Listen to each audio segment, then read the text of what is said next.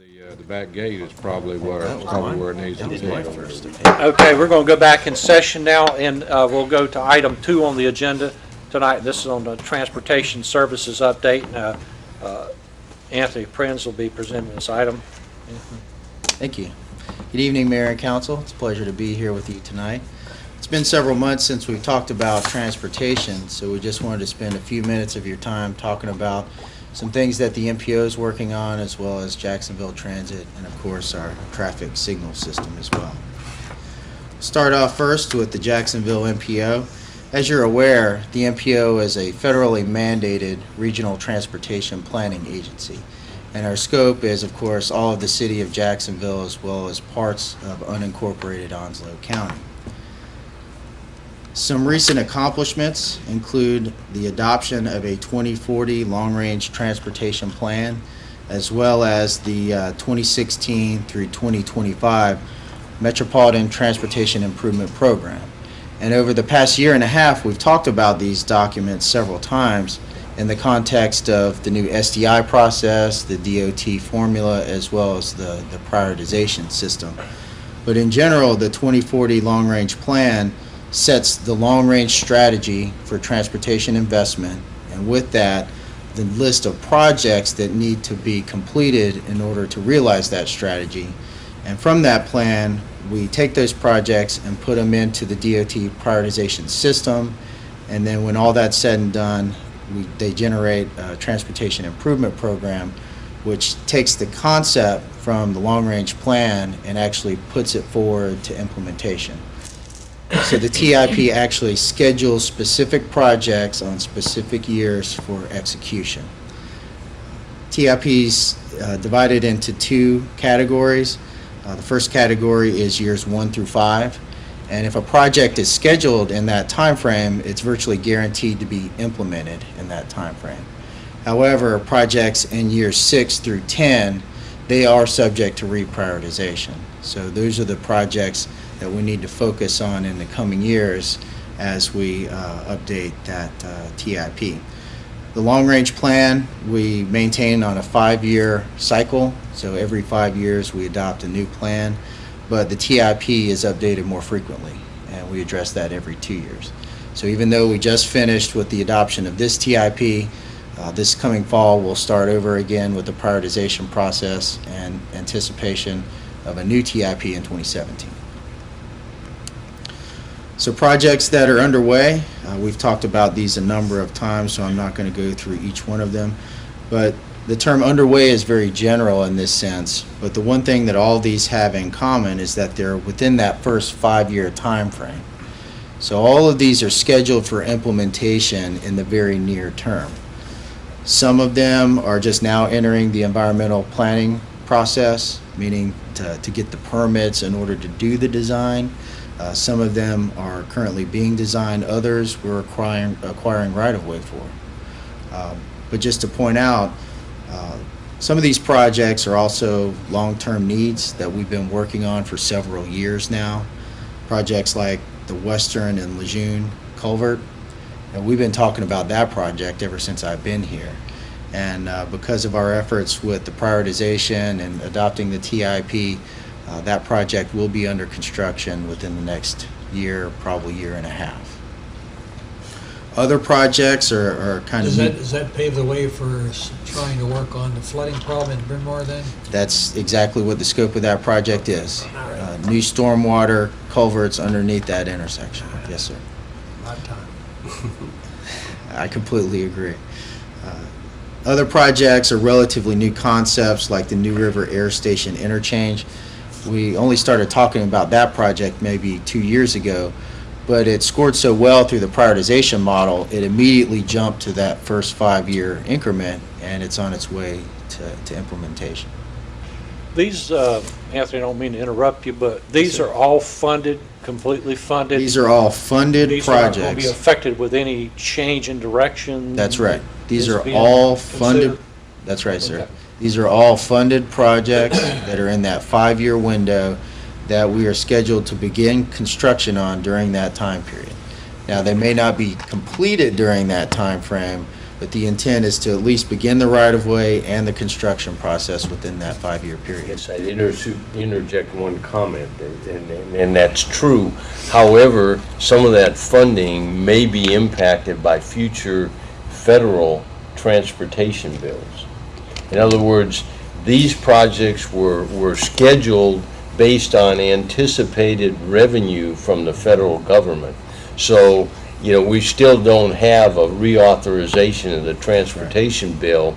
So some projects, if there's, you know, the reauthorization gets hung up in that, could be affected because federal funding wouldn't be available. But that's for future projects, not these, right? Sir, that's Some for of these as well. Some of these So, projects. The Yep. current federal authorization is anticipated to expire at the end of this month. And so if we don't have reauthorization through a continuing resolution or a new bill, some of these projects could be delayed.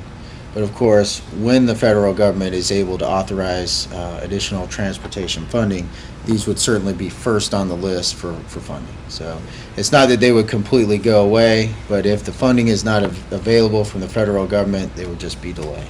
You might, that's right, you'd see some rescheduling, that kind of thing. But, Some projects that are further out on the horizon, these are projects that are identified in the development program of the TIP, years 6 through 10. And even though they are high priority projects for us and we want to see them come to fruition, they're not on the same aggressive schedule as the first slide.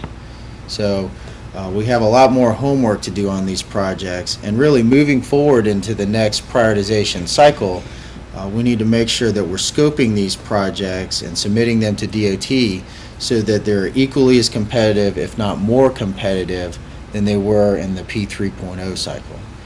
And our goal here is to continue these projects along the lineage of that TIP. So once we complete projects that are in the first 5 years, we want these projects to follow suit and just kind of fill in those slots. And then from projects that aren't currently funded, we want those to go on the TIP in the developmental years. So think of it as a linear process. We're just trying to continue funneling these projects through towards implementation. So again, the projects on the first slide, those are more imminent for implementation, but these of course are out there on the horizon, probably within the 5 to 10 to 12 year time frame. Okay. Moving on to Jacksonville Transit. You probably saw our public notices about the route restructuring. We added 2 new stops, one to the purple route as well as one to the green route. And the intent with the purple route change was to extend service up the Western Boulevard extension. Our primary destination was the Onslow County Partnership for Children, and really it's just because they demonstrated a significant desire to have transit service. And of course, given their mission, it made a lot of sense to do that. But being in that area, we're also able to serve all the new businesses that are in that area, the Patriot 12 Cinemas, Buffalo Wild Wings, etc. Do you have any estimate of how much your ridership would go up, including these routes? Well, by adding them, we've been able to add, an additional destination, which adds new passengers. But really, the new service has only been in place for a few weeks, so the jury's out on what the actual end numbers are going to be.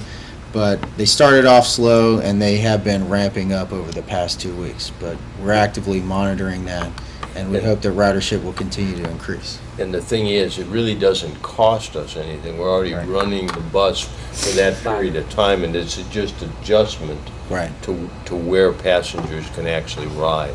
Exactly. And then the second adjustment was to extend service down to the Pine and Green Shopping Center, and this was the result of driver and passenger feedback. Evidently, passengers were having to walk from the shopping center all the way to Midway Park to get on the bus, and that's a pretty considerable distance. So recognizing that the green route was already on Lejeune Boulevard, it made a lot of sense to go down there and capture that pin-up demand. We're also working on some facility upgrades. We've partnered with Wally and Public Services to begin construction on a new bus yard.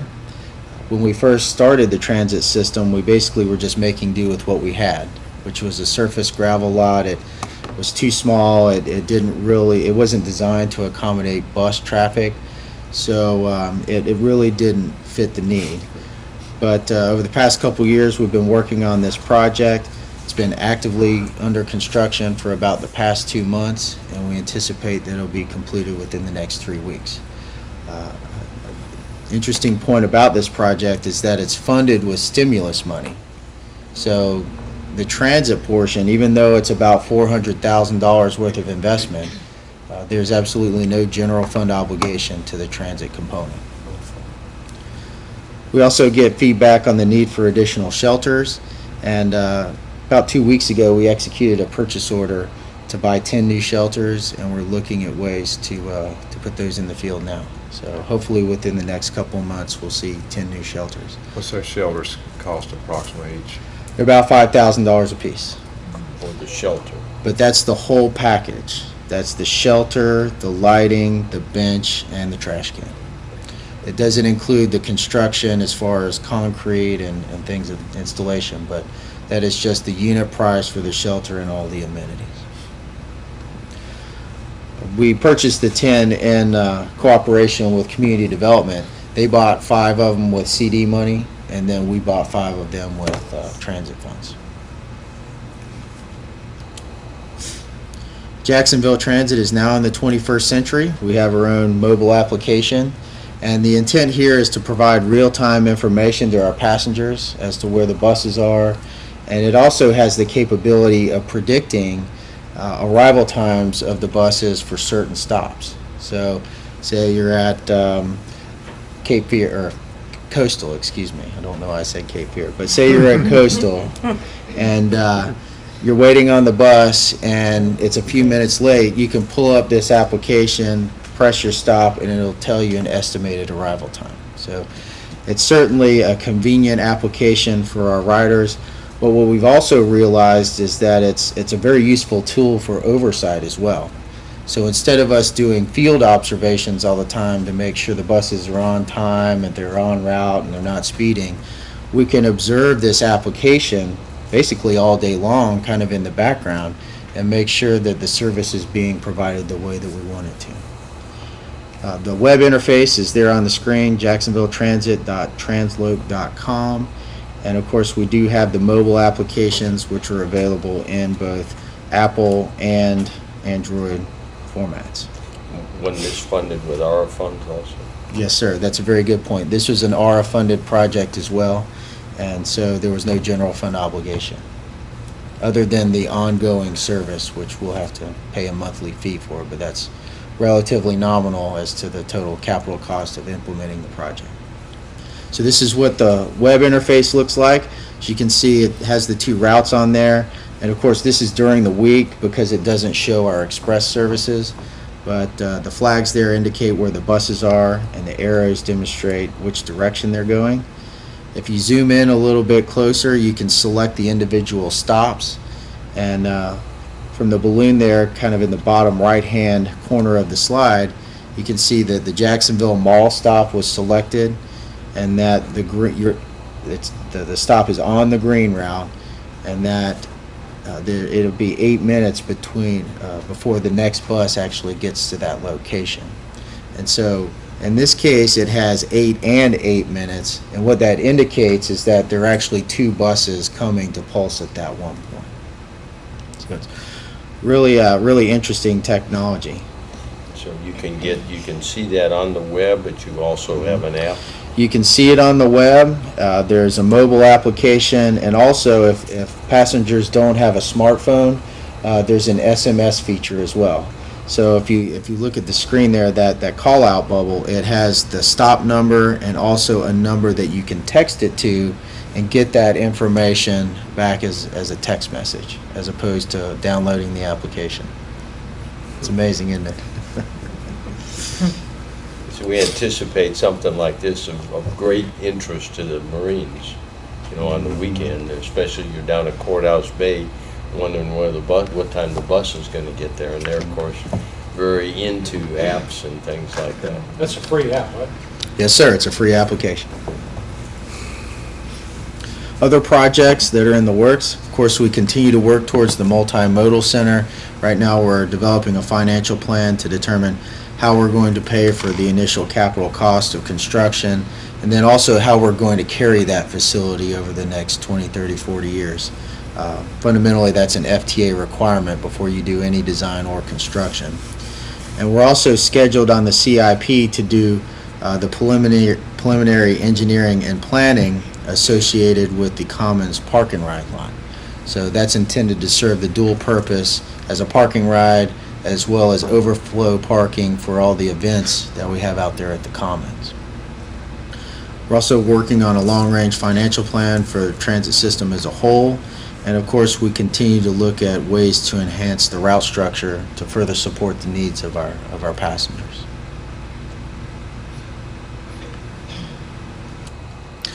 Moving on to ITS. This list of accomplishments is basically the same list that I presented to you in January. However, we're just much further along these days. So with regards to preventive maintenance, we've almost completed the entire annual schedule. And what that means is that we've actually touched every device on the system at least twice from a preventive maintenance standpoint. We've also been able to draw down reimbursement funds from DOT to help cover our costs for both preventive maintenance and operations. So we're fully exercising that Schedule C and D agreement that we executed earlier this year.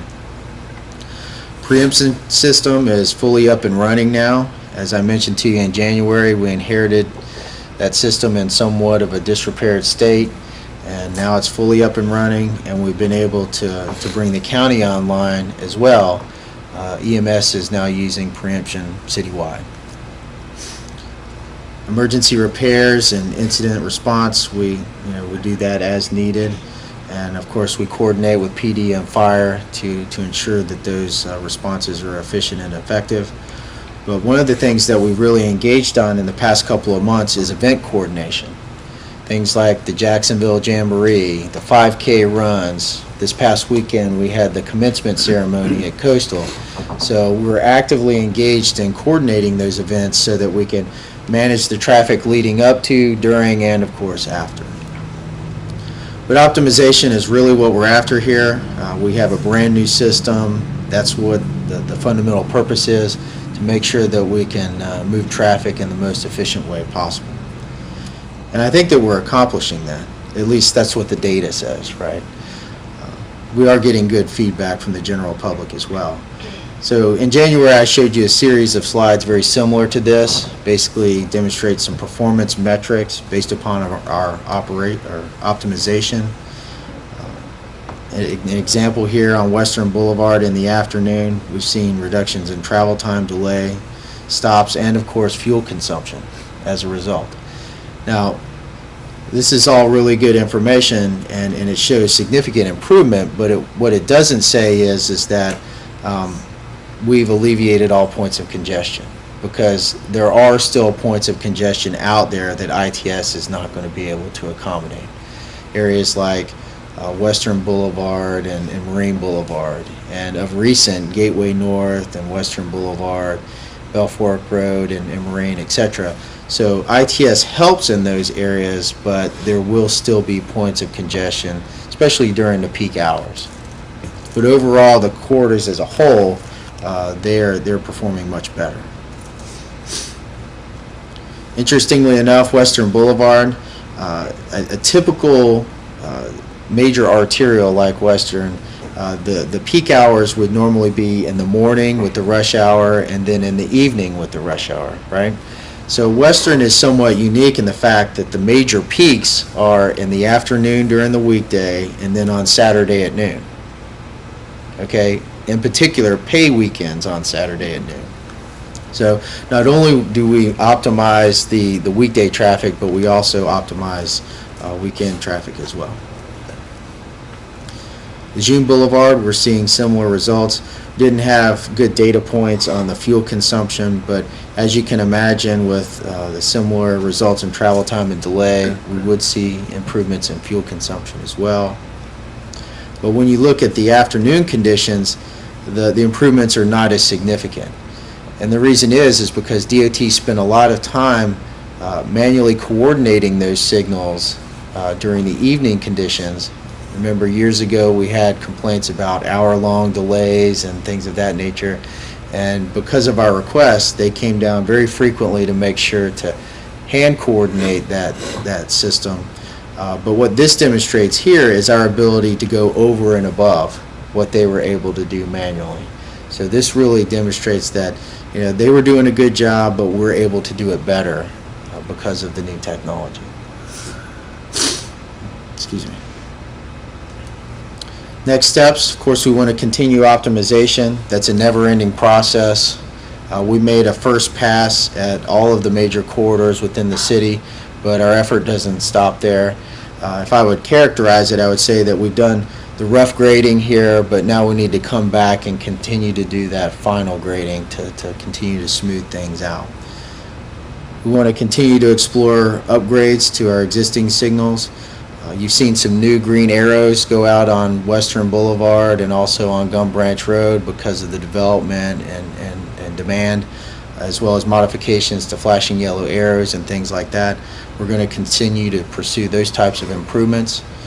And also, we're on target to integrate the Camp Lejeune traffic signals. Remember, there's a pilot project. We're not looking at the entire base, but there are a handful of signals that we want to integrate into ITS, and our target completion date is the end of this fiscal year. So we've made a lot of progress there as well. And of course, we want to continue to track our performance and report upon that performance. This is a $5 million investment that the state has made, and of course, we continue to make the reoccurring investment of maintaining and operating the system. So we definitely want to track the performance and report on it so that, of course, you as a council as well as the general public are aware of the benefits of those investments. So Mayor and Council, that concludes my presentation. I'm happy to answer any questions that you may have. But hopefully you're seeing some improvements in the flow of traffic out there because of what we've done with optimization. The only thing is how you're going to figure out this deal on Western Boulevard at 5:30, 6 o'clock in the afternoon. It backs up barely. Like crazy.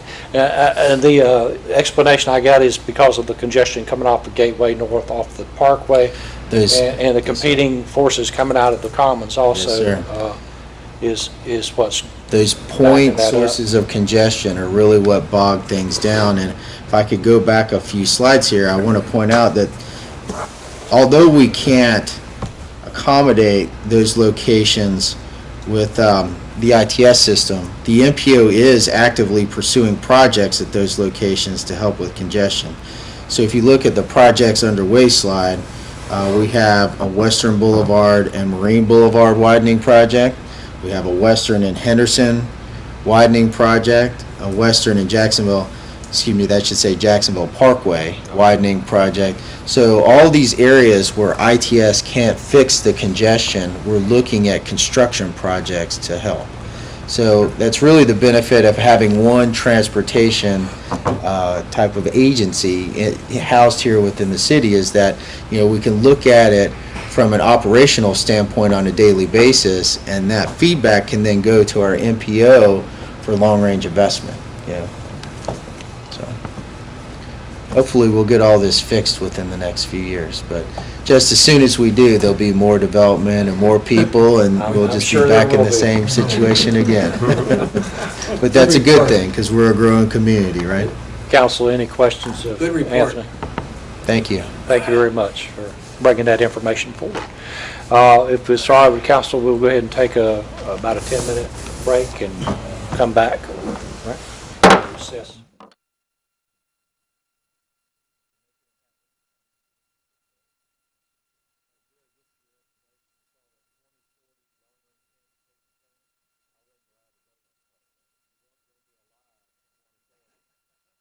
I wasn't allowed to.